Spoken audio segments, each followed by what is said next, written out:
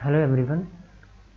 आज हम आगे डिस्कस करेंगे कि जब हमारे पास कोई डिकम्पोजेबल आइडियल होता है तो उसके पास मिनिमल प्राइमरी डिकम्पोजिशन भी होती है। डिकम्पोजेबल आइडियल का मतलब क्या है? इसका मतलब कि आई जो आइडियल है उसको डिकम्पोजेबल आइडियल कहेंगे अगर आई जो है उसके पास प्राइमरी डिकम्पोजिशन हो। ऐसा आइडियल जिसके पास प्राइमरी डिकम्पोजिशन होती है उसको हम डिकम्पोजेबल आइडियल कहते हैं। तो प्राइमरी डिकम्पोजिशन का मतलब क्या है कि फाइनाइट इंटरसेक्शन होनी चाहिए। आई जो है फाइनाइट इंटरसेक्शन हो प्राइमरी आइडियल्स की, तो प्राइमरी डिकम्पोजिशन। और यहाँ पे हमने प्रूव करना है कि जब भी आई डिकम्पोजेबल है, मतलब उसके पास प्राइमरी डिकम्पोजिशन है, तो उस केस में वो आइडियल जो है वो मिनिमल प्राइमरी डिकम्पोजिशन भी पोजेस करेगा। मतलब कि उसमें ये दो कंडीशन जो हैं जो हमने लास्ट टाइम डिस्कस की थी, ये दोनों कंडीशन फुलफिल होंगी। तो ये हम देख लेते हैं यहाँ पे।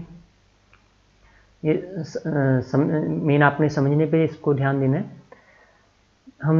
हमें पता है डिकम्पोजेबल है आइडियल, इसका मतलब आई को हम लिख सकते हैं as the intersection of finitely many primary ideals. और यहाँ पे आफ्टर रीअरेंजिंग इफ नेसेसरी हम इनको ऐसे ग्रुपिंग कर लेंगे। पहले हम वो आइडियल्स लेंगे जिनका रेडिकल P1 है, सभी का रेडिकल सेम है P1 है। फिर आगे ऐसे आइडियल्स लिए जिनका रेडिकल P2 है सच दैट P2 P1 के इक्वल नहीं होगा। तो ऐसे हमने इनकी ग्रुपिंग कर ली।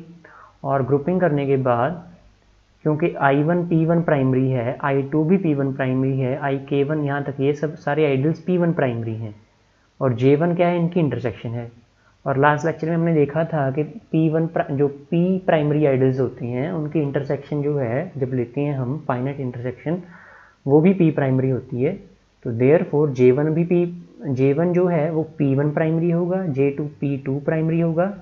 सो इस तरीके से इन जनरल जब हम Ji लेंगे वो Pi प्राइमरी होगा। तो हमारे पास ये जो एक्सप्रेशन है, ये जो डिकम्पोजिशन है, वो इस फॉर्म में रिड्यूस हो जाएगी। ये वाली फॉर्म जो है, ये थी हमारे पास शुरू में, तो ये जो आई है वो इस डिकम्पोजिशन में रिड्यूस हो जाएगा। यहाँ पे Ji सारे के सारे क्या होंगे? Pi प्राइमरी आइडियल्स होंगे सच दैट।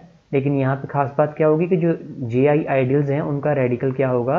वो डिस्टिंक्ट होगा for each i. It will be distinct for each i. यहाँ पे लिखा भी हुआ है कि radical of Ji are all distinct. और दूसरी बात ये है जो आगे हमने, क्योंकि हमें इसको मिनिमल प्राइमरी डिकम्पोजिशन प्रूव करना है, तो उसके लिए ये जो सेकंड पॉइंट है वो भी हमें चेक करना होगा। यहाँ पे ये जो सेकंड पॉइंट है, तो इसको प्रूव करने के लिए हम यहाँ पे देखते हैं, यहाँ पे ये चीज़ समझिए ध्यान से कि इफ़ फॉर सम L, अगर कोई L ऐसा है जहाँ पे ये जो Ji की जो इंटरसेक्शन है वेयर I, यहाँ पे बेसिकली I है, I not equal to L, अगर वो L के अंदर कंटेंड है, JL के अंदर कंटेंड है, तो उस केस में ये JL जो है वो वाला जो आइडियल है वो इस पूरी इंटरसेक्शन के अंदर कंट्रीब्यूट नहीं करेगा। तो उसको हम यहाँ पे बेसिकली वो सुपरफ्लस है, एक्स्ट्रा टर्म है, तो उसको हम ओमिट कर सकते हैं। इसको आप इस तरीके से समझिए, जैसे हमारे पास मान लीजिए ये तीन आइडियल्स हैं J1, J2 और J3। ये मान लीजिए हमारे पास जैसे I है, यहाँ पे वो इनकी इंटरसेक्शन है। और जैसे सपोज यहाँ पे J1 और J2 की जो इंटरसेक्शन है, जैसे यहाँ पे J1 और J2, इसमें यहाँ मान लीजिए J3 ले लीजिए। यहाँ पे जैसे J1 J3 की इंटरसेक्शन है वो अगर J2 में कंटेन करती है, अब ये चीज़ ध्यान से समझिए, अगर J मतलब यहाँ पे ये इंटरसेक्शन लिए हमने इसके आइडियल्स की जिसमें सिर्फ J2 नहीं है, और वो अगर J2 में कंटेन कर रही है, तो हमें पता है कि इस केस में अगर हम J1 J3 और J2 की इंटरसेक्शन लेंगे वो अल्टीमेटली वो इसी के इक्वल होनी है। तो इसका मतलब क्या है? इसका मतलब ये है कि जो ये इंटरसेक्शन थी शुरू में, क्योंकि ये इंटरसेक्शन ले रहे थे हम, अगर ये दो आइडियल्स की इंटरसेक्शन J2 में कंटेन्ड है तो ये इसके इक्वल आ जाती है। मतलब कि इस इंटरसेक्शन में J2 का कोई भी रोल नहीं है। ये आप सिंपल तरीके से समझ सकते हो बेटा, कि जैसे हमारे पास हमें पता है कि A कोई सेट है वो B सेट के अंदर कंटेन्ड करे, तो A इंटरसेक्शन B जो है वो एक्चुअल में A के ही इक्वल होता है, A के इक्वल होता है। सो दिस मीन्स कि यहाँ पे इस इंटरसेक्शन में B का कोई भी रोल नहीं है।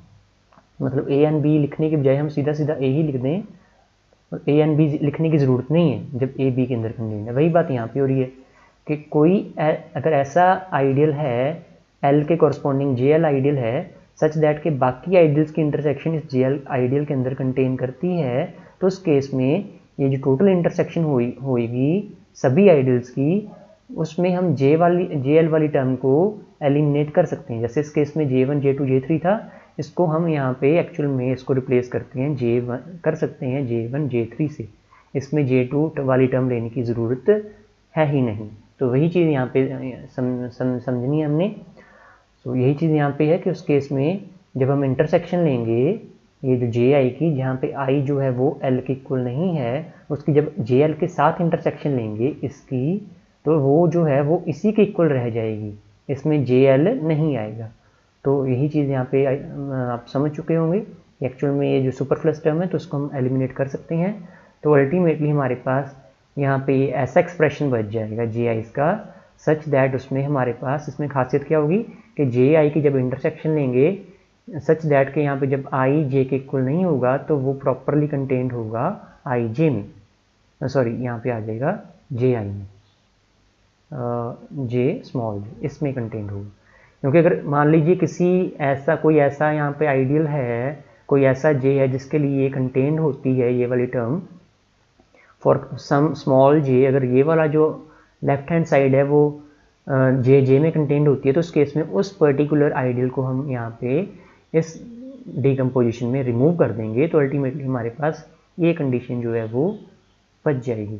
सो therefore we have the required decomposition which is the minimal primary decomposition of I in this form such that कि इनका जो रेडिकल है वो डिस्टिंक्ट है और ये वाली कंडीशन भी इस केस में सेटिस्फाई होती है। बाकी हम नेक्स्ट लेक्चर में डिस्कस करेंगे। Thank you.